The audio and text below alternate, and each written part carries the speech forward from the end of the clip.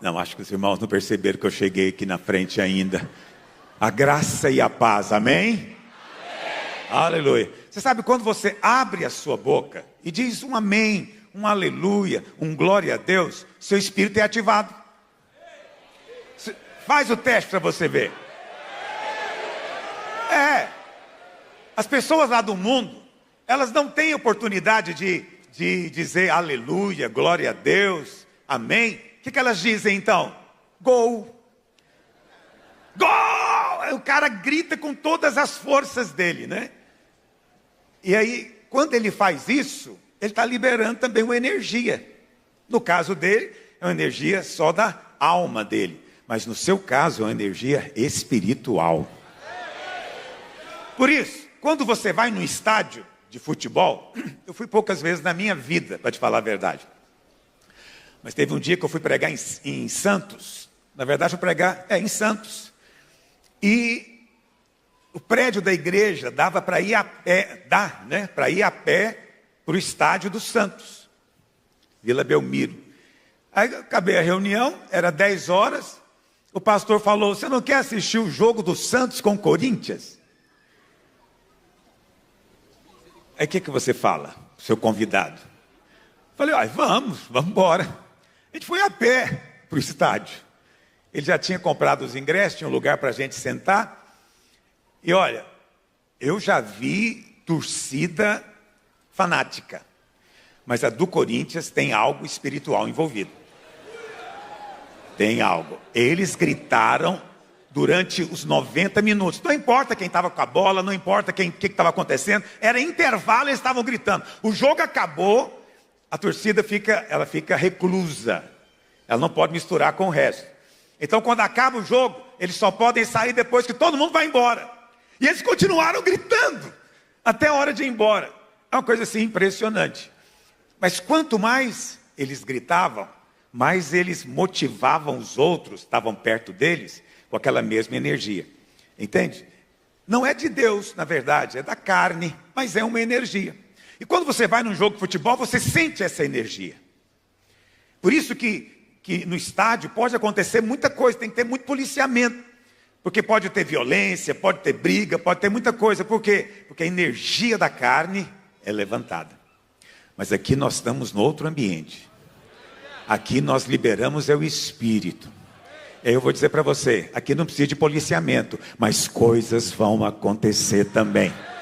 Quando você é ativado no seu espírito, coisas espirituais também começam a acontecer. Você chegou aqui sentindo algum peso, sentindo alguma seta na sua alma, imediatamente isso é cancelado na sua vida, só porque um irmão do lado te deu um aperto de mão, te abraçou e falou: vou orar com você, só porque você próprio disse um glória a Deus, já sentiu um arrepio de cima até embaixo, você fala aleluia, é porque já tem algo acontecendo na sua vida.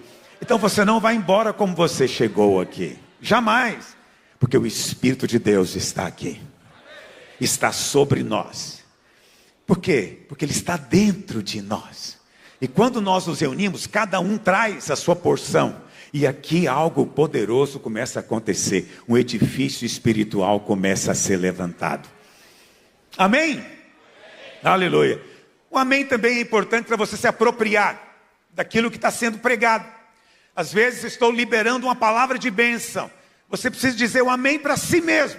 Porque em todas as promessas, Deus tem um sim. A parte de Deus é dizer sim. E a nossa parte é responder com... É isso que a palavra de Deus diz. Então, há muita bênção para ser liberada sobre você hoje, em nome de Jesus. Aleluia. Bom, só quero lembrar você. Eu acho que eu deveria encerrar as inscrições já. Por quê? Porque... eu não quero que o estádio fique super lotado, ao ponto de ficar desconfortável. Então, eu acho que 49 mil está bom. Eu acho que nós tínhamos que encerrar. Essa é a minha opinião. Só uma opinião, nada mais do que isso. Então, está tendo uma resistência espiritual aqui na frente, irmãos. O inimigo está se levantando aqui. Brincadeira. Os irmãos não querem que feche a inscrição, mas eu gostaria de fechar. Quantos concordam comigo? Olha o tanto de gente guiada pelo Espírito, gente que sensível à voz de Deus. Bom, se você não fez, faça rapidamente, tá bom? Não vou perguntar para você, você não precisa de erguer a sua mão, mas não deixe de participar desse dia, é uma festa. E celebrações são importantes, porque celebrações nos falam de valorizar um legado, nos falam de valorizar o mover de Deus, nos falam também de gratidão, porque o que Deus fez esses 25 anos é só um sinal do que Ele vai fazer nos próximos, em nome de Jesus. E você vai ser parte disso. E outra coisa, daqui a 25 anos você tem que ter uma fotografia para dizer, eu estava lá. Quando você contar para os seus filhos, daqui a 25 anos, não é? Se por acaso você estiver aqui ainda, você vai dizer, eu estava lá. Eu vou tirar um videozinho, vou falar isso. Hoje, dia tal, só para lembrar. Né? Eu gosto de fazer essas coisas. Quando a minha filha mais velha, minha esposa estava grávida dela, nós não fizemos ultrassom. Não sei por quê, mas a gente não sabia o sexo. Ou fizemos e não nos contaram. Eu gravei um vídeo, naquela época não existia essa facilidade, tive que arrumar alguém que tinha uma câmera daquelas que coloca no ombro. E eu gravei então um vídeo para minha filha, mas eu não sabia se era homem ou se era mulher. Mas eu falei para ela, abençoei, e falei que aquele vídeo seria passado só quando ela fizesse 15 anos. Ela nunca tinha visto. No dia que ela fez 15 anos, nós projetamos o filme para ela, da mãe dela grávida, e eu falando do que ia ser a vida dela. Isso é importante por quê? Porque eu falei antes de acontecer. Deus te fala as coisas antes de acontecer.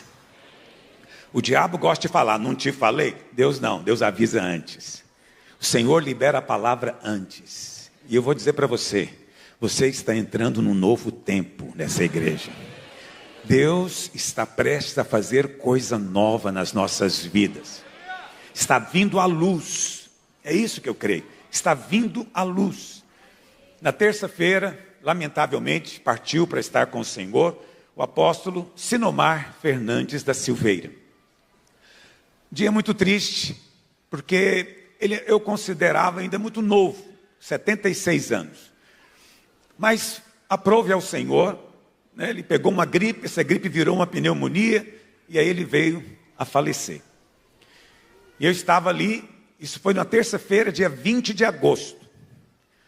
E coincidentemente, mas eu creio muito em datas, creio muito em marcos. Coincidentemente foi ele que me ordenou ao ministério.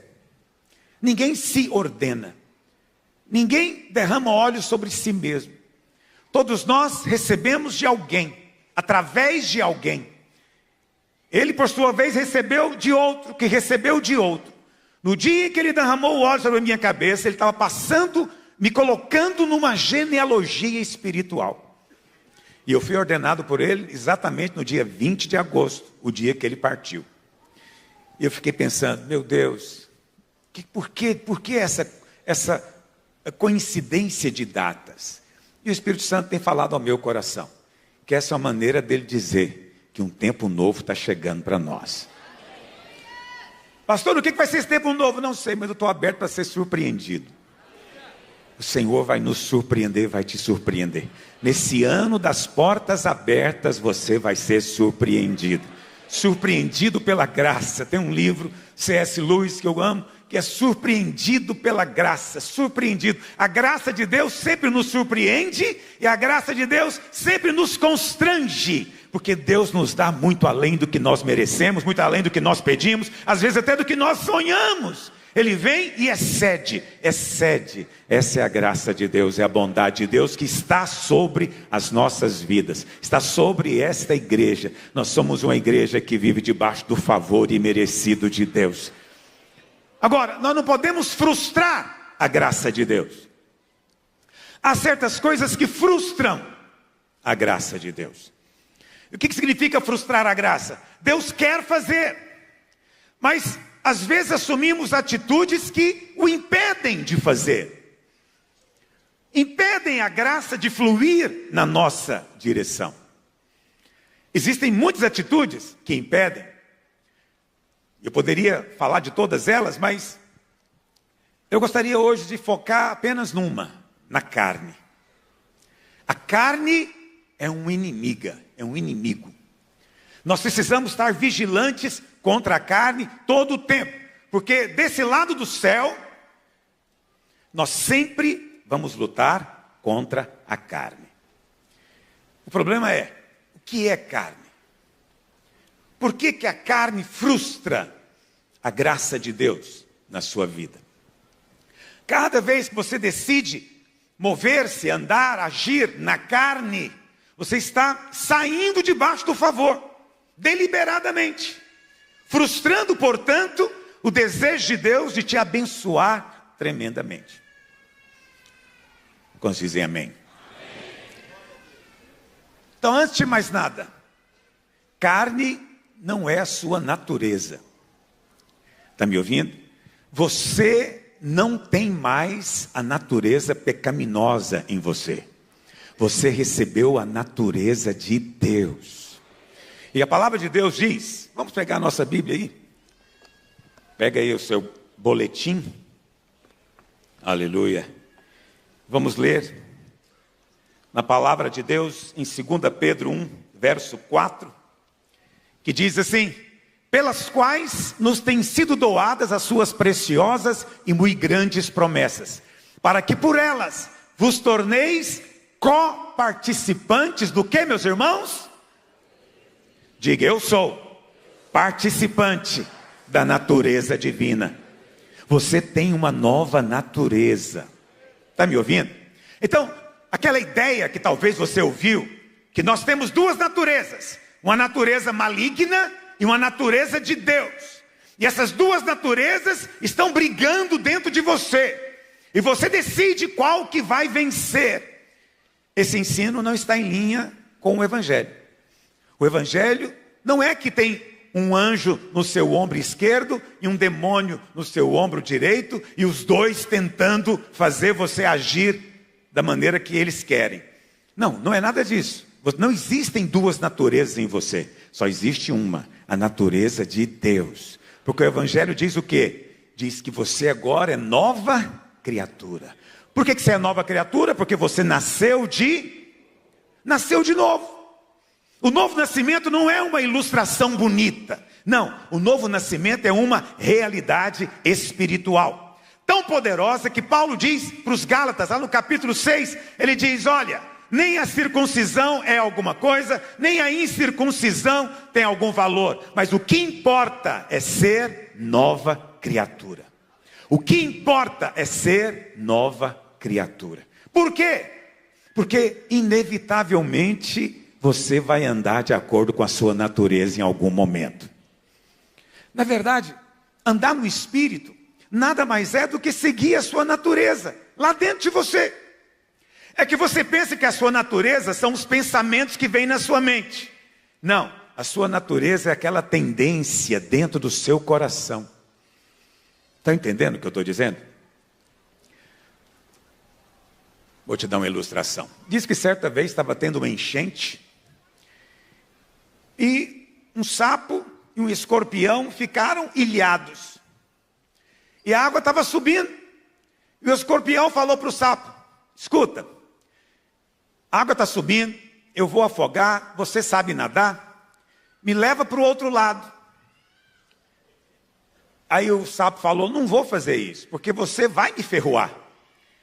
E na hora que você me ferroar, eu vou morrer. E aí o escorpião arrasou com ele, dizendo, escuta, eu sou inteligente. Se eu matar você, eu morro afogado. Eu não quero morrer. Então, pode ficar tranquilo. O argumento foi imbatível e o sapo resolveu deixar ele subir em cima dele. E quando estava no meio do rio, o escorpião, crau, com a cauda em cima do sapo. O sapo, eu ia dizer, olhou para trás, mas sapo não olha para trás. Mas na minha história, olha. E o sapo olhou para trás e falou para o escorpião, mas por que você fez isso? Agora você vai morrer afogado. Ele falou, eu não queria fazer, mas é a minha natureza. Não tem como eu lutar contra a natureza. O que é da sua natureza, vai aparecer. E a sua natureza agora é se parecer com seu Pai. Você não é filho do maligno, você é filho de Deus. E de uma maneira misteriosa, Ele colocou essa natureza dele dentro do seu coração. Essa é a base da nova aliança. Deus nos deu um espírito novo e um coração novo. Quantos dizem amém? Um espírito novo e um coração novo. Estou me lembrando de outra história, que envolve escorpiões. Um monge estava ali no seu mosteiro, no lago, e viu um escorpião que estava se afogando. Ele então pegou um graveto para salvar o escorpião. Mas quando ele chegou perto do escorpião, o escorpião o atacou. Queria ferroá-lo. Ele retrocedeu. Pegou uma vara maior, de longe, tirou o escorpião da água. O outro monge que estava assistindo a cena falou: eu não estou te entendendo. Você está querendo salvar um bicho que quer matar você. E o monge deu a resposta clássica. Ele disse: ele agiu de acordo com a natureza dele. Eu agi de acordo com a minha. Cada um deve agir de acordo com a sua própria natureza. Quantos dizem amém? As pessoas esperam, às vezes, porque tem a mente carnal. Aí eu vou explicar o que é carne agora. Porque tem a mente carnal, elas raciocinam de acordo com o pensamento do mundo. Mas nós temos a mente de Cristo. E temos que raciocinar de acordo com os pensamentos do céu, do Espírito, da sua natureza. Certa vez, eu fui chamado, teve um problema muito sério numa família. E o marido, não era da igreja, o marido muito violento. E queria agredir todo mundo, acho que já tinha agredido o sogro, já tinha feito uma confusão. Aí me chamaram. Agora, por que eu? Bom, me chamaram. Hoje, quando me chamam, eu mando Naor Pedrosa ou outro pastor no meu lugar. E aí, eu cheguei. Mas antes de chegar lá, o que eu fiz? Parei no posto policial próximo. Falei: escuta, eu estou indo ali resolver um problema. Eu estou com receio do cidadão me agredir. Queria que o policial fosse comigo. Ele falou: nós não nos envolvemos com essas coisas não. Mas se é para te proteger, nós vamos. E eu cheguei com 2 policiais do meu lado na casa do irmão. Foi uma gritaria. O pastor chegou, vai prender, vai prender. E aí tinha uma senhora muito brava. Falou para mim: isso mesmo, pastor. Não esperava nada diferente de você. Aí tá bom, eu comecei a falar, eu falei: olha, a vontade de Deus é reconciliação. Fulana, você não quer perdoar o seu marido? Fulano, você não quer pedir perdão para sua mulher? Vamos viver em paz no casamento, essa é a vontade de Deus. Pois não é que os dois se beijaram, se abraçaram. Mas a sogra falou para mim: isso não é coisa de homem. Isso não é coisa de homem. Pelo menos um tabefe você tinha que ter dado. Você vê, o raciocínio dela é de acordo com a natureza dela. O meu raciocínio é de acordo com a minha natureza. Eu sou filho de Deus. E Jesus disse que os pacificadores serão chamados filhos de Deus. Nunca me chame para colocar lenha numa briga. Mas se você quer apagar o fogo, eis-me aqui para ser bênção na sua vida. Porque eu sou um pacificador. Mas a mente carnal pensa de outra forma. Quantos estão entendendo o que eu estou dizendo? A mente carnal, ela quer o revide, ela quer a vingança, ela quer a violência, porque ele foi violento. Então essa é a coisa justa a fazer. A mente carnal. Eu te pergunto, um crente, mesmo tendo a natureza de Deus, ele pode ainda ter uma mente carnal, sim ou não? Sim. Você está começando a entender o que é carne. Carne não é a sua não é a sua identidade. Carne não é o que você é. O que você é mesmo é filho de Deus. Mas você pode, não deveria, mas você ainda pode agir de acordo com o pensamento do mundo. Pensamento natural. Ou para usar uma expressão bíblica, a mente carnal. Você ainda pode, mas eu estou aqui hoje para te exortar. Venha pensar os altos pensamentos do Senhor a respeito de todas as coisas, em todas as circunstâncias. Não imita a sua opinião. Não imita a sua opinião. Uma coisa que demora para a gente ensinar para os pastores é isso. Quando nós nos reunimos como pastores, nós não queremos ouvir a opinião de ninguém. Nós queremos saber quem ouviu do Espírito. Quem de vocês tem uma palavra da parte de Deus? Quem tem uma palavra para resolver essa questão? Para dar uma direção?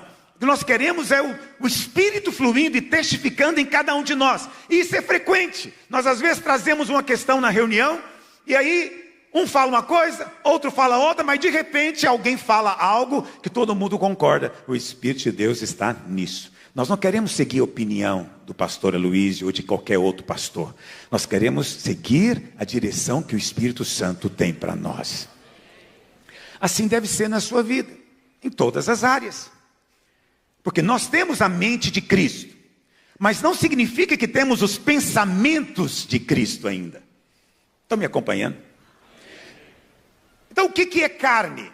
Bom, é uma coisa difícil de definir, fácil de entender, mas não é uma definição com a palavra só. Carne envolve algumas coisas, segundo a Bíblia. Primeiro, a carne envolve a mente. Lá em Romanos, capítulo 8, verso 4, projeta para mim. Paulo diz assim, 3, vamos ler o 3 primeiro. O verso anterior. Porquanto que for impossível a lei no que estava enferma pela carne, isso fez Deus enviando o seu próprio Filho em semelhança de carne pecaminosa, e no tocante ao pecado, e com efeito, condenou Deus na carne o pecado, a fim de que o preceito da lei se cumprisse em nós. Muitas pessoas falam, pastor, você é contra a lei? De forma alguma. Eu sou a favor da lei pela razão pela qual ela foi dada. Para mostrar a nossa incapacidade. Mas quando você nasce de novo, você cumpre a lei. Mas muito mais do que a lei. Você vai muito além do que a lei pede. Porque a lei diz o quê? Não matarás. Mas você abençoa os seus inimigos. Você ora pelos que te perseguem. A lei diz, não adulterarás. Mas você ama a sua esposa como Cristo amou a igreja. E você não trai a sua esposa, não é porque tem uma regra na igreja dizendo que é proibido. É porque essa sua nova natureza te diz, eu não quero isso. Não quero viver uma vida assim. Quantos estão entendendo o que eu estou dizendo? Então, na verdade, a graça produz excelência moral. Mas a lei produz apenas uma moral exterior, aparente. As pessoas cumprem com medo da punição, com medo do juiz, da consequência. Mas você não. Você cumpre porque tem algo superior dentro de você. Está sendo apenas coerente com a sua natureza. Mas vamos continuar. Verso 5. Porque os que se inclinam para a carne, fazem o que, meus irmãos? Fazem o que? Cogitam. O que quer dizer a palavra cogitar? Pensar. Entendeu? Então, os que se inclinam para a carne, é porque eles pensam. Tem um padrão de pensamento carnal. A mente dele é carnal. E porque a mente é carnal, ele está sempre com pensamentos mundanos. Olha para cá. Quando eu falo de pensamentos, você não é o seu pensamento. Está me ouvindo? Preste atenção nisso. Você recebeu um novo coração e um novo espírito. Mas os novos pensamentos você tem que adquirir todos os dias por meio da palavra.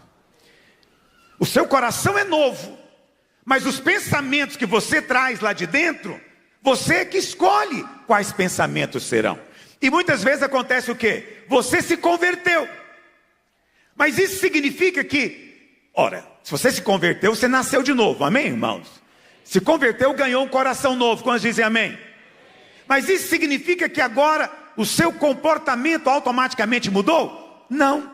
Você agora tem que mudar os pensamentos. Mudar os padrões antigos para novos padrões.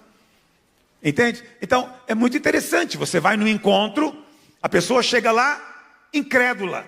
No sábado à noite ela se converte. No domingo de manhã ela fala em línguas.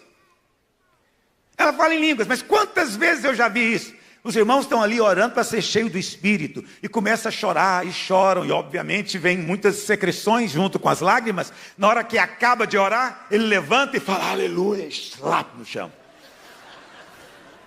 Aí você fala, nasceu de novo não. Isso aí está fingindo. Não, ele nasceu de novo. Mas ele vai ter que aprender ainda como é que se assou, como é que limpa o nariz. Estou te dando só um exemplo para você entender. Quantos estão compreendendo o que eu estou dizendo? Mas nós não, queremos que a pessoa imediatamente tenha outra postura. Não, existe uma fase da vida que você é carnal. E nós temos que ter paciência com essa fase. Que fase que é essa? Da infância espiritual. Lá em 1 Coríntios capítulo 3. Bom, então em primeiro lugar a carne tem a ver com pensamento. Mas também a carne tem a ver com maturidade. Paulo disse assim, eu porém irmãos, não vos pude falar como a espirituais, e sim como a carnais. Porque todo carnal é o quê? Criança. Ou seja, o seu padrão de pensamento define a sua maturidade. Leite vos dei a beber. Avança, por favor. Leite vos dei a beber. Não vos dei alimento sólido, porque ainda não podíeis suportá-lo. Na verdade, Paulo diz, nem agora vocês podem suportar, porque vocês ainda são carnais. Por quê? Porque são novos na fé. Mas Deus não se agrada quando essa condição se prolonga para além da infância. Quando você se torna um velho espiritual, carnal, isso produz um problema espiritual. A vontade de Deus é que isso dure por um breve período, até você entender as coisas do Espírito. E quando você entende, então, você vem para andar na graça do favor imerecido. Você abandona a infância espiritual. Quando dizem amém? Mas olha, a carne tem a ver com a mente, tem a ver com a maturidade espiritual, mas também tem a ver com coisas naturais. Essa é uma maneira como nós às vezes tratamos irmãos, não é verdade? Nós dizemos para ele, irmãos, está sendo muito natural com as coisas de Deus. Mas o que nós queremos dizer na verdade? Irmãos, está sendo carnal. Para com isso. Mas como a gente pensa que pode ser muito pesado e ofensivo, a gente fala, não seja natural. Vamos pensar de maneira espiritual. E na verdade, ser carnal é isso. É você pensar do mesmo jeito que pensam os ímpios. Quando o seu padrão de pensamento é exatamente igual ao do mundo, põe a barba de molho, no bom sentido. Fique alerta, porque isso é inimizade contra Deus. Vamos continuar lendo? Volta lá para Romanos 8, verso 6. Olha o que a palavra de Deus diz. Romanos 8, 6. Aleluia. Porque o pendor da carne dá para a morte. Ou seja, quando você está na carne, o resultado é morte. Mas quando você está no Espírito, o resultado é vida e paz. Esse é um sinal de que você está no Espírito. Vida, paz, descanso. Não tem descanso. Debaixo de culpa e condenação, angústia, o tempo inteiro. Isso é morte aos olhos de Deus. Mas continue, verso 7. Por isso, o pendor da carne é o que, irmãos? Quando você resolve ter pensamentos do mundo, lógica do mundo, você está fazendo algo que é inimizade. João diz o quê? Os que querem ser amigos do mundo constituem-se inimigos de Deus. Eu quero ser amigo de Deus, quando dizem amém. Então eu sempre estou olhando o que o mundo diz para falar o contrário, para dizer o contrário. Por quê? Porque aquele é o pensamento do mundo, não é o pensamento do Espírito Santo de Deus. Porque quem está no mundo não pode entender as coisas do Espírito, que só você pode compreender. Por isso Jesus disse o quê? Se você abençoa só aqueles que te abençoam, se você é bom só para com aqueles que são bons com você, o Senhor diz, qual que é a sua vantagem? O que você está fazendo diferente dos ímpios? O ímpio também é bondoso com quem é bom com ele. Até o marginal na cadeia sabe ser bondoso com quem é bom com ele. Ele falou, mas se você quer se parecer com seu Pai Celeste, ore por aquele que te persegue. Ore, abençoe, não amaldiçoe. Não pede para Deus passar a cara dele no chapisco. Mesmo que na sua mente ocorra esse pensamento, ore de acordo com a sua natureza. Deus tem misericórdia, que tua palavra diz que o Senhor vai abençoar os que me abençoarem e vai amaldiçoar os que me amaldiçoarem. Essa pessoa está me amaldiçoando, mas eu te peço, tem misericórdia dela, livra ela da maldição. Quando você faz isso, você está se parecendo com seu Pai. Você está com a mente no Espírito. Quantos dizem amém? Uma maneira simples de você entender a carne, vou te dar uma chave que vai destravar a sua vida espiritual. Mas você tem que entender o que eu estou falando. Ontem alguém me mandou um videozinho. Os irmãos são mestres em mandar vídeo para mim. E áudio também bem longo. Não é nenhuma indireta, mas longo demais. Tem compaixão do vosso pastor. Alguém me mandou um vídeo. Eu fiquei me lembrando da minha infância. Porque eu tive experiência parecida. E o rapaz estava dizendo o seguinte, que um dia a mãe dele chegou para ele e falou, você vai na padaria e você compra 10 pães. Se tiver ovo, traz 6. Aí eu fiquei ouvindo e falei, o que vai dar isso? Aí ele foi à padaria, perguntou para o atendente, tem ovo? Aí ele falou, tem. Aí ele falou, então eu quero 6 pães. Aí ele voltou em casa, entregou os 6 pães, a mãe falou, o que é isso? Eu não te falei que queria 10? Ele falou, não, você falou que queria 10, mas se tivesse ovo, 6. Como tinha ovo, eu trouxe 6. Você vê, é uma questão puramente de gramática, de pontuação, de vírgula, não é verdade? Mas é próprio de criança fazer esse tipo de coisa. É o que acontece com alguns irmãos. Eles estão me ouvindo pregando e vêm depois com 6 pães para o meu lado. Ele diz, você pregou. Eu falo, não preguei isso. Vou repetir o que eu falei com a pontuação devida. Então é preciso ouvir, como dizia um pastor português conhecido meu, com ouvidos de ouvir. Quantos têm ouvidos para ouvir a palavra de Deus? Então a carne tem um tripé. Um tripé é uma mesa ou um suporte com 3 pernas. Diz que é o suporte mais estável que existe, de 3 pernas. A carne tem esse suporte, esse tripé. 3 coisas. Primeira coisa que está no centro da carne, chama-se justiça própria. Segunda coisa, orgulho.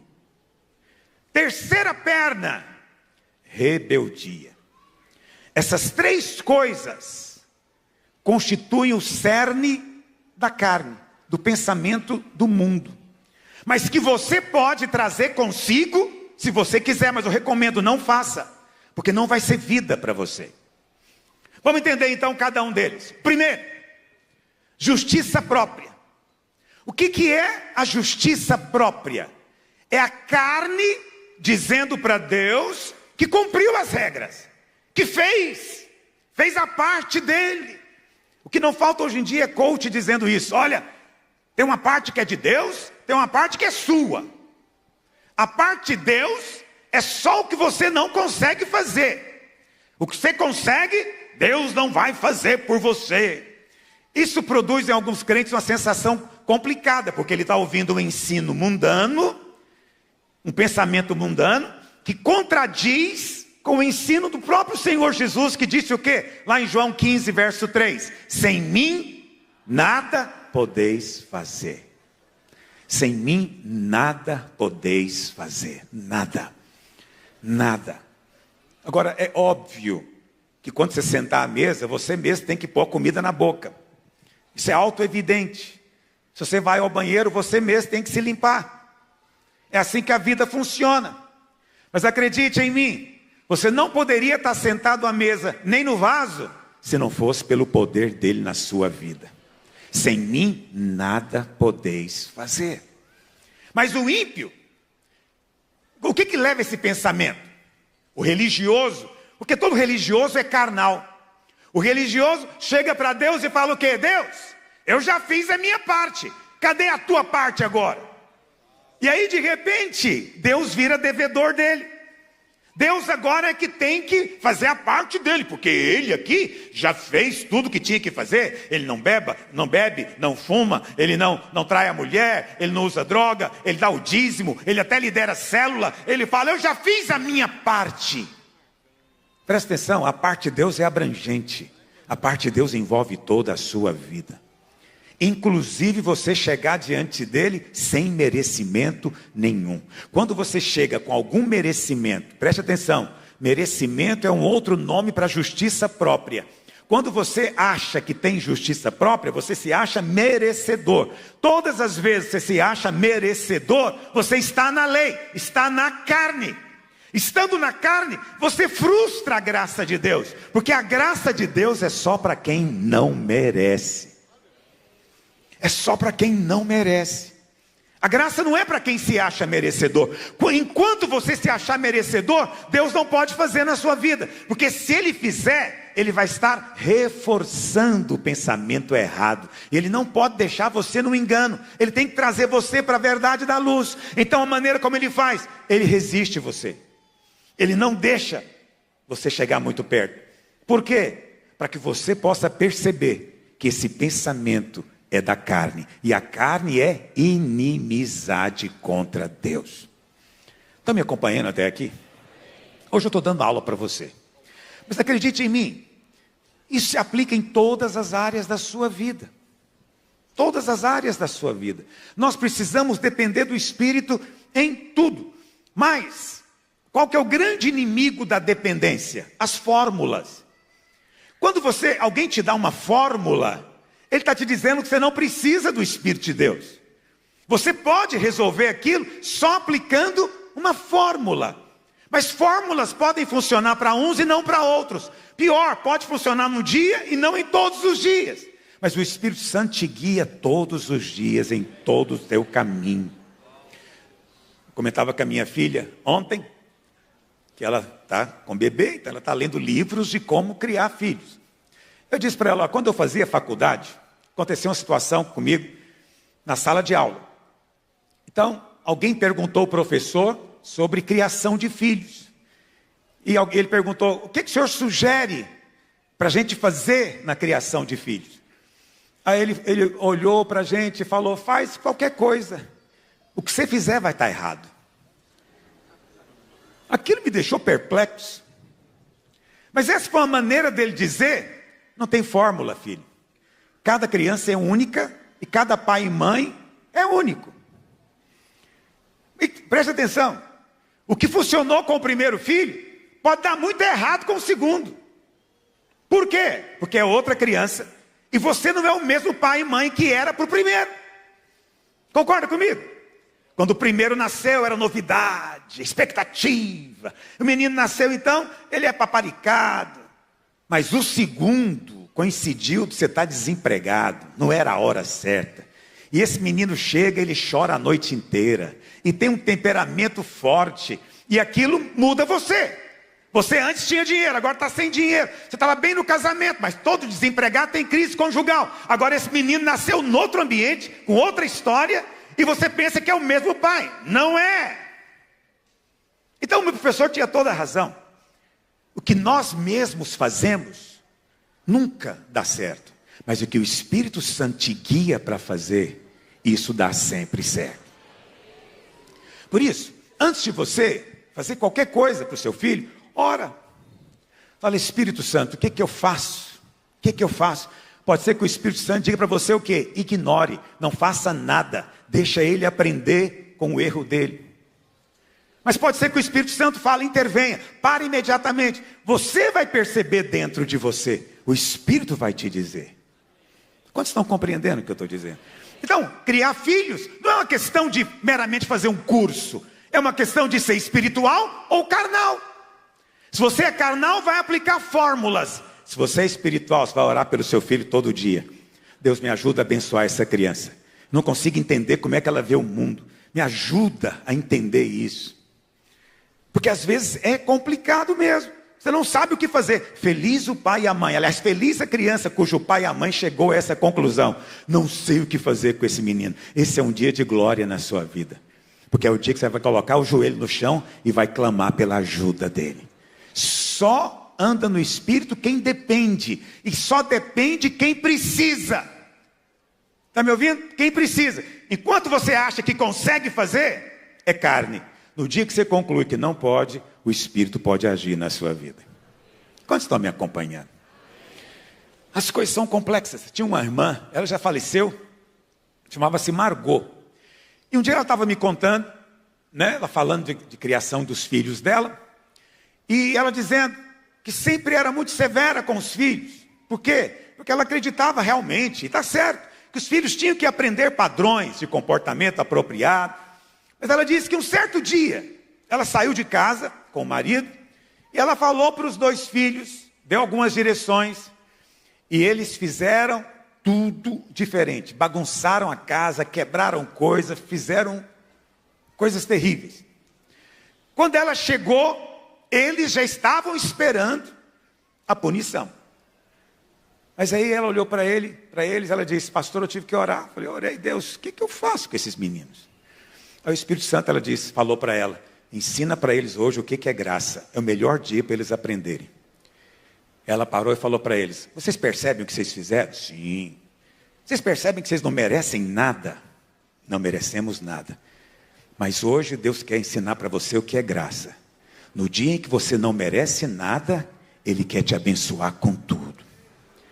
Arruma, nós vamos sair. Vamos no McDonald's. Eles ficaram perplexos. Mas você acha que isso produziu neles mau comportamento? Mudou a postura deles. Levou eles para outro patamar. Tornaram-se muito mais maduros. Mas só o Espírito Santo para orientar você a hora de você fazer isso. Quantos entendem o que eu estou dizendo? Por quê? Porque às vezes você gosta de fórmulas. Fórmulas são coisas complicadas. Tem um pastor amigo meu, pastor Almir. Hoje estou contando muita história, né? Mas o pastor Almir, ele estava me contando que ele precisava vender um carro. Já tem algum tempo. Ele precisava de vender um carro. Não conseguia vender de jeito nenhum. Difícil demais vender o carro. Ele tentou, não conseguiu. O que ele concluiu? Vou orar. Aí ele estava na casa dele, ajoelhou, orou, falou: Deus, me ajuda. Não consigo vender um carro. Senhor, manda um comprador, eu te peço. Ele orou. Quando ele acabou de orar, a esposa falou para ele: não tem carne para o almoço. Vai no açougue e compra carne para a gente. E ele pegou o carro, foi para o açougue. Quando ele estacionou na porta do açougue, um cara já apontou para ele e falou: quer vender seu carro? Ele falou: vendo. E o cara falou: pago tanto. Ele falou: está vendido. Posso te levar na sua casa? Eu preciso do carro agora. Levou ele em casa, pagou e foi embora com o carro. Qual a moral da história? Você quer vender carro? Vai no açougue. Entendeu o que é a mente carnal? Você quer vender carro? Vai no açougue. Foi isso que eu fiz. Funcionou demais. Presta atenção, o Espírito Santo, naquele dia, para ele, tinha aquele caminho. Mas para mim o caminho pode ser outro. Para você pode ser outro. Mas tem uma coisa que não muda. Entra para o seu quarto, fecha a porta e ajoelha dizendo: Senhor, eu não consigo. Me ajuda, por favor, me ajuda. E o Espírito Santo vai ajudar você. Se você crer, dê uma salva de palmas ao Senhor. Esse é o momento de você aplaudir. Por quê? Porque a ficha caiu. Quando a ficha cai, a gente que é pregador percebe aqui na hora. Você entendeu o que é carne? Que na sua cabeça, carne é só coisa feia, não é verdade? Carne é o quê? Briga, facção, divisão, glutonaria, bebedice, inveja, coisas horríveis. Na sua cabeça é adultério, prostituição, imoralidade. Essas coisas são carne. Esse é o pensamento comum. Preste atenção. Essas coisas são realmente carne. Mas a Bíblia diz que isso é só no fim que aparece. Porque são obras da carne. Mas no começo, a carne não tem a cara feia. A carne tem a cara boa. Lá em Filipenses capítulo 3, Paulo fala da carne. Mas ele fala de uma maneira tão diferente. Olha o que ele diz, vamos ler, Filipenses capítulo 3, vamos ler a partir do verso 3. Paulo diz assim: porque nós é que somos a circuncisão, nós que adoramos a Deus no Espírito. Quantos adoram a Deus no Espírito? Então você foi circuncidado, você está em aliança com Deus e a carne foi removida da sua vida.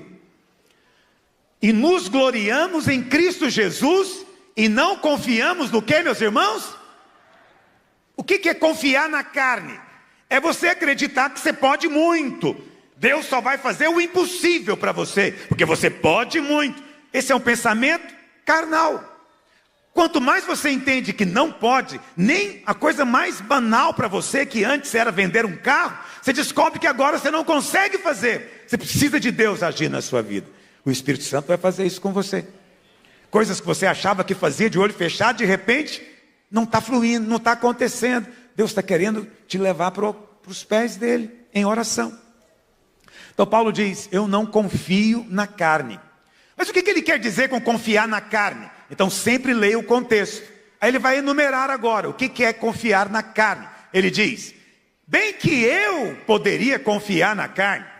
Se qualquer outro pensa que pode confiar na carne, eu muito mais. Aí ele vai enumerar agora.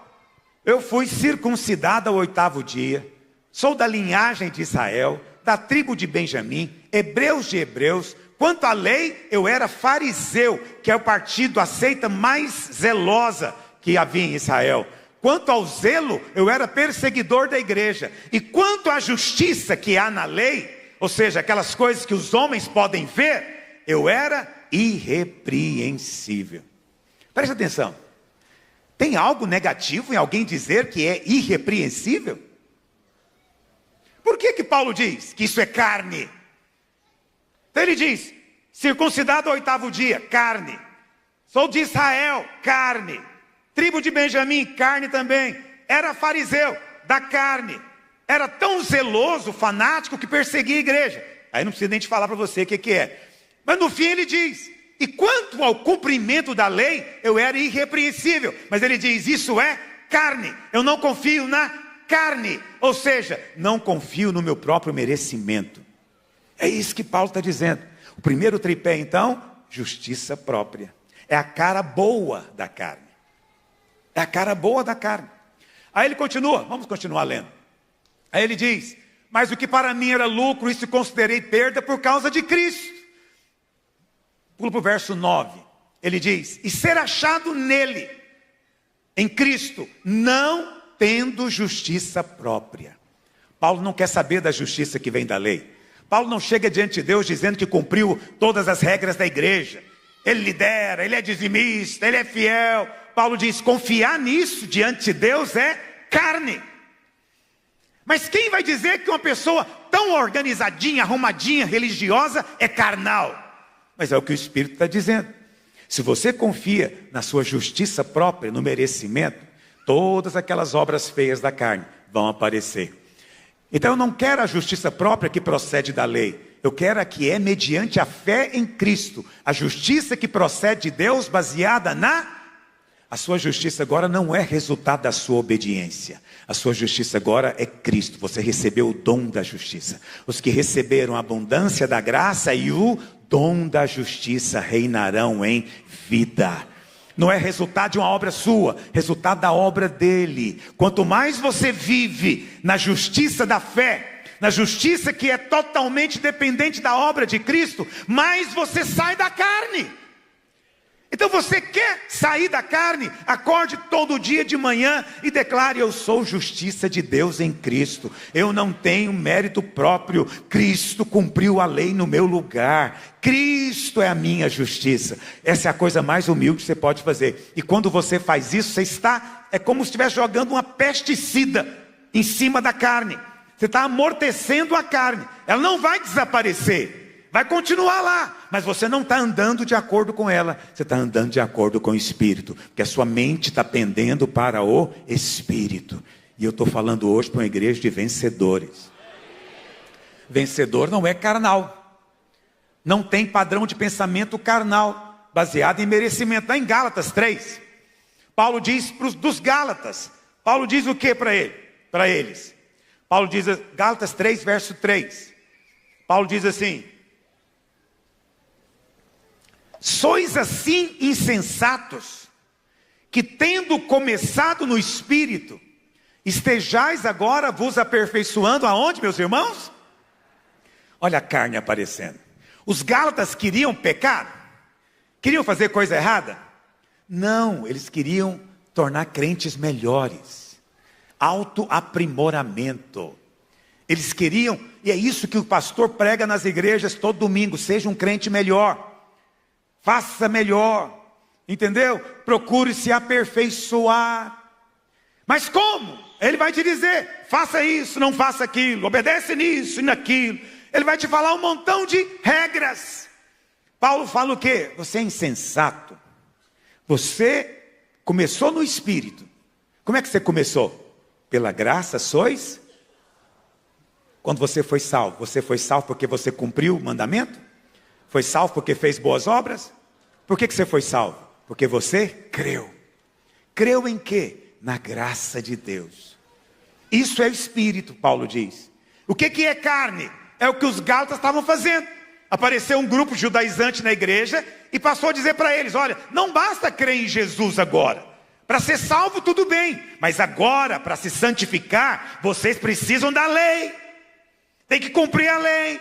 E os coitados dos Gálatas acreditaram nisso e estavam até pensando em se circuncidar. Paulo diz: não faça isso. Se vocês fizerem isso, vocês estão anulando a graça de Deus na vida de vocês, cancelando a graça, porque vocês estão tentando merecer o que você só pode receber pela graça. Amém, irmãos? No capítulo Gálatas 3, no verso 10, Paulo fala uma consequência grave para os Gálatas. Paulo diz assim: olha, todos quantos são das obras da lei estão debaixo de quê, irmãos? Todos aqueles que vivem confiados em justiça própria vão perceber maldição se manifestando na vida deles, mesmo sendo crentes. Mesmo tendo Cristo levado toda a maldição no lugar dele, mas ele, ao confiar na justiça própria, foi para a carne. A carne frustra a graça de Deus, impede a graça de se manifestar. Mas que nesses dias o Espírito Santo te dê entendimento espiritual, e você possa compreender essa realidade. Há muito favor disponível para você.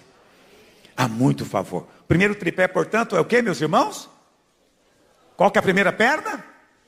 Justiça própria. A segunda perna é o orgulho. Por quê? Uma coisa produz a outra. A justiça própria produz o quê? Orgulho. Eu sou fiel, eu cumpro os mandamentos, eu dou o dízimo, eu jejuo, faço toda a campanha de jejum, eu ajudo nos encontros, eu. Qual o resultado disso? Em algum momento você começa a pensar: poxa, eu sou gente boa. Poxa vida, eu acho que eu estou bem acima da média. Esses crentes têm muito que aprender comigo, eu acho que eu estou muito bem. A Bíblia chama isso de quê? Orgulho. Orgulho. 1 Pedro 5,5 diz que Deus resiste ao, mas dá graça ao. Então quem é que pode receber graça? Só quem é humilde. Só quem é humilde. E o que é humildade?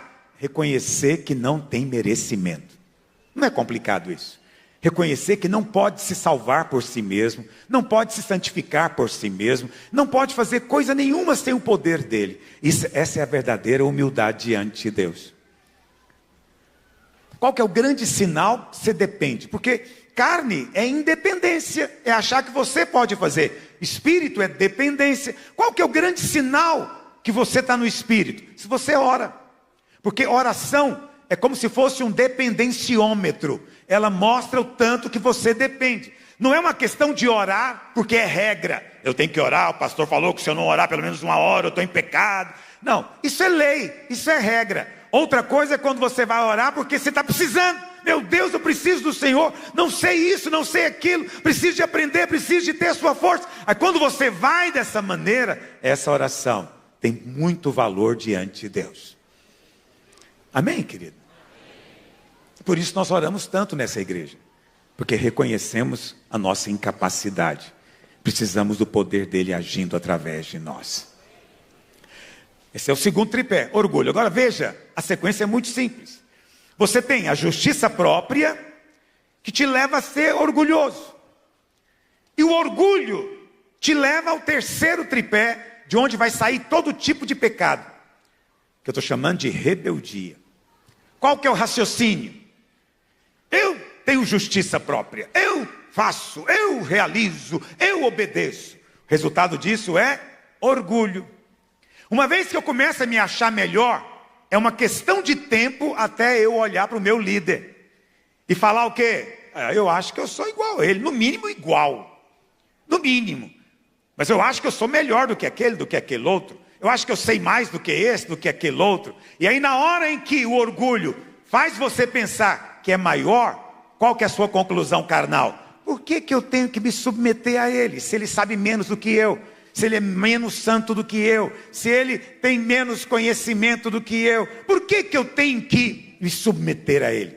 Porque na mente carnal, eu só me submeto a quem é maior, ou mais inteligente, ou mais isso, ou mais aquilo. Essa é a mente carnal. Mas se você é alguém que reconhece que não merece, você nunca chega nesse estágio. Por quê? Quando você vence a justiça própria, o orgulho não tem lugar na sua vida. Pai, eu não fiz nada que devia fazer, e quando faço, nem faço perfeitamente, só posso confiar em Cristo. Isso vai me impedir de chegar na rebeldia. Por quê? Só tem graça na submissão. Vou pregar isso um domingo desse. Só há graça quando você submete. Deus quer trazer muito favor na sua casa, mas temos que aprender a nos submeter uns aos outros. Quando nós submetemos, o favor de Deus vem. O próprio Senhor Jesus teve que aprender a obediência, aprender a submissão. Sendo Deus, não julgou como usurpação ser igual a Deus, mas se esvaziou e assumiu uma forma de servo. Servo, essa é a vida no Espírito. Essa é a postura do Espírito. Amém, querido?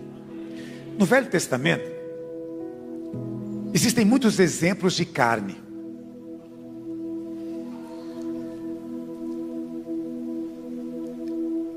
E aí, pelo exemplo, você tem mais clareza. Um exemplo é Moisés.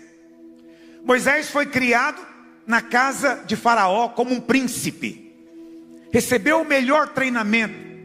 Fez os melhores cursos. Era uma pessoa altamente capacitada. Único em Israel. Porque era um povo de escravos. Todos eles eram escravos. Só Moisés era diferente. Um dia Moisés olhou, falou, poxa vida, não deve ser por acaso. Deus deve estar querendo algo de mim. Então, resolveu começar uma revolução. Ele viu um egípcio oprimindo um hebreu, foi lá e matou o egípcio. Mas Deus tinha falado com ele alguma coisa? Deus tinha chamado ele para alguma coisa? Ainda não. Mas ele presunçosamente foi. Presta atenção, desobediência é quando Deus manda e você não vai. Presunção é quando Deus não falou nada e olha você lá fazendo. Moisés, o nome disso é carne. Ele tinha 40 anos, fugiu, foi para Midian, lá se casou, teve filhos. 40 anos depois, quando ele tinha 80, Deus aparece para ele e fala para ele, Moisés, eu vou te enviar para libertar o povo. Diga a Faraó que deixe o meu povo ir. O que Moisés responde para Deus? Quando eu queria fazer, o Senhor não fez. Agora eu não quero mais também. É isso que ele falou em outras palavras. Eu tinha 40 anos, cheio de energia, podia fazer, o Senhor não quis. Agora eu estou com 80, na beira da morte, aí o Senhor que quer fazer? Mas é esse o momento em que Moisés está apto. Ele não pode mais nada. Ele vai ter que depender de Deus. É nesse momento que Deus faz. Quantos estão tentando mudar o casamento no braço? Mudar o marido no braço? Alguém me mandou uma mensagem? Uma irmã. E ela dizendo, pastor, eu tenho percebido que o meu marido, comigo, ele parece meu filho. Quer que eu faça tudo para ele? Eu tenho que arrumar a casa, fazer comida, arrumar a roupa dele, arrumar o guarda-roupa dele. E ela falou, eu decidi que não vou ser mãe dele. Aí eu respondi para ela, falei, é uma boa decisão. Realmente estar casado com a mãe me dá até gastura. Eu falei, mas eu vou te dizer, você não é mãe dele quando você faz comida, você é só uma boa esposa. Você não é mãe dele quando você cuida da roupa dele, você está fazendo mais do que sua obrigação, você é sua aliança, você casou com ele. Mas eu vou te dizer, que hora que você é mãe dele? Na hora que ele fala alguma coisa que você discorda, você repreende ele na frente de todo mundo. Você adora falar que ele está errado na frente dos filhos. E se ele disciplina um filho, você vai lá e não faça isso com meu bebê. Eu falei, isso mães fazem. É tratar marido como se fosse criança. Ela me respondeu, ok. Eu queria tanto continuar a conversa, porque eu estava achando que estava fluindo. Mas ela, é como se ela dissesse, já vi que não dá para conversar com você. Você não entendeu o meu ponto de vista. Não, ela está querendo vender o carro apenas indo no açougue. Não resolve. Não resolve. É preciso depender do Espírito Santo de Deus. Ninguém se muda, você não se muda e você não muda ninguém. Mas o Espírito Santo pode transformar você.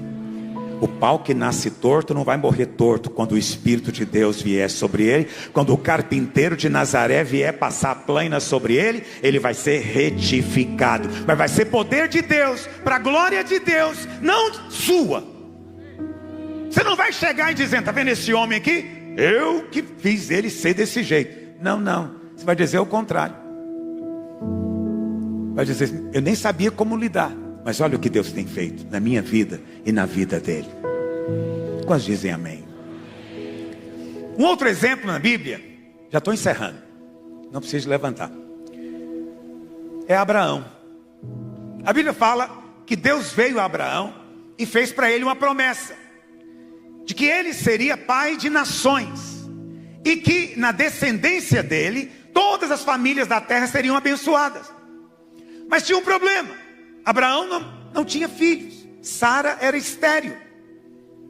Aí um belo dia, depois de voltar do Egito, foi um presente de Faraó para ele.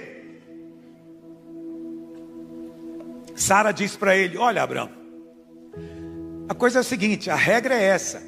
Se a escrava tiver um filho seu, vai ser nosso filho. Então, pega a escrava Agar e tem um filho com ela. E Abraão seguiu a sugestão da esposa e teve um filho. Como era o nome dele, irmãos? Ismael. Ismael.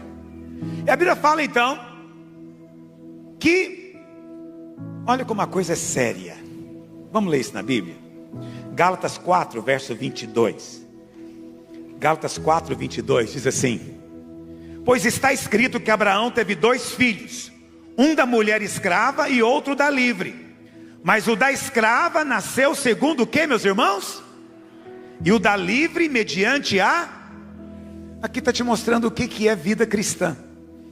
Toda vez que você quer ajudar Deus a cumprir a promessa dele, isso é carne. Não tente ajudar Deus, espera nele. As coisas da graça envolvem esperar.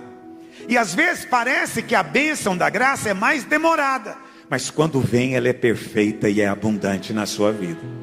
E Deus nos checa, Deus nos testa. Então Ismael simboliza carne. Então o que é carne? Carne é Abraão fazendo coisas erradas? Não, carne é Abraão tentando ajudar Deus. Deus falou que eu vou ter um filho, então eu vou já ajudar, já vou ter um filho aqui. Só que Deus não aceita o que procede da carne. Então Abraão de fato teria um filho. Mas a grande questão agora não era mais essa. A grande questão é com qual força Abraão vai ter esse filho. Qual vai ser a origem desse filho? Presta atenção. Está definido, Deus vai liberar a bênção na sua vida. Mas a grande questão é qual vai ser a origem dessa bênção. Vai ser o seu braço? Vai ser a sua força? Ou vai ser o Espírito de Deus agindo na sua vida? Em todas as áreas. Em todas as áreas. E a Bíblia fala, lá em Gênesis, queria ler com vocês, lá em Gênesis, no capítulo 16, no último versículo, verso 16. Olha o que diz. Gênesis 16, 16. Era Abraão de 86 anos quando Agar lhe deu à luz Ismael. Quantos anos, irmãos? 86. No verso seguinte, capítulo 17, verso 1 diz: quando atingiu Abrão a idade de 99 anos, apareceu-lhe o Senhor. Quantos anos se passaram? 13 anos sem Abraão ouvir nada de Deus. 13 anos sem Deus falar com ele. Isso é que a carne produz: indiferença, insensibilidade. Por quê? Porque Deus resiste à carne. E a carne frustra a graça de Deus. Deus quer trazer Isaac, mas Ismael está frustrando o propósito de Deus. 13 anos. E aí Deus diz para ele: eu sou o Deus Todo-Poderoso. No original é: eu sou El Shaddai. Primeira vez que aparece essa expressão na Bíblia. Eu sou El Shaddai, o Deus que pode todas as coisas, Abraão. O que Abraão cria? Ele cria que Deus podia. Mas agora Deus está dizendo para ele: eu posso tudo, tudo. Entende? Tudo. Não há limites para o poder de Deus. Não coloque limites para o poder de Deus na sua vida. Não há nada que Ele não possa fazer. Não há impossíveis para o nosso Deus. Mas olha, 13 anos sem falar com Ele. Que o Senhor nos ajude. Que o Senhor nos dê graça. Eu quero ter mais graça, mas quero andar pelo Espírito. Quantos estão comigo nisso? Fique em pé onde você está.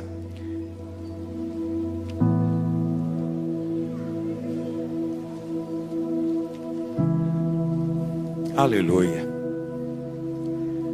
Hoje é dia de apenas reconhecer que você não tem justiça própria. Esse é o caminho de vencer a carne. Que a sua justiça é Cristo. Hoje o que Deus espera de você é apenas que você reconheça que não pode. Você não pode conduzir o povo de Israel. Você não pode gerar Isaac. Você não consegue. Está além da sua capacidade. Mas o Espírito Santo está dizendo que Ele vai fazer. E a obra do Senhor está para vir à luz na sua vida. Hoje o Espírito Santo te deu chaves espirituais. E você vai aplicá-la na sua casa, na criação dos filhos, relacionamento conjugal, no seu trabalho. Rejeita todos os pensamentos que procedem do mundo. E pede ao Senhor que encha a sua mente com os pensamentos do céu. Erga sua mão direita. Pai, eu oro nessa hora pela nossa igreja, pela tua igreja, por todo esse grande rebanho que o Senhor tem trazido para este lugar. O Senhor nos deu o encargo de edificar uma igreja de vencedores. Te peço, ó Senhor Deus, que os teus filhos andem como vencedores. O vencedor que confia na graça, que descansa no favor imerecido. O vencedor que ora, que busca a tua face, depende de ti. E por isso anda no descanso. Por isso anda em paz na tua presença. Ó Deus bendito, que a tua palavra, que é viva, eficaz e poderosa, possa operar na vida de cada um deles. Possa operar no casamento, no trabalho, na criação dos filhos, em todas as áreas, ó Deus, para que eles manifestem a verdade do Espírito e a graça não seja frustrada. Ó Deus Santo, cumpre na vida de cada um o teu chamado. Traz entendimento, traz luz do teu Espírito. Essa é a oração que eu faço em nome de Jesus. Repita comigo, diga: eu rejeito todo merecimento, toda justiça própria.